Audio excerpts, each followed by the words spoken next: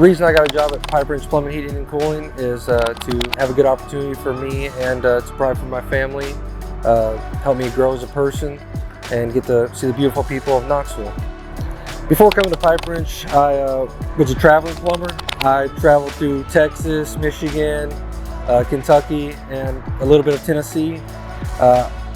My job out there was to pretty much service anybody's plumbing issues or needs and get them back up and running. The reason I like working at Pipe Wrench, they have a pretty good schedule, allows me to be home with my family at a decent time. I like to be the hero, and working at this company, I get to show that I am the hero to customers. Outside of work, I like spending time with my family.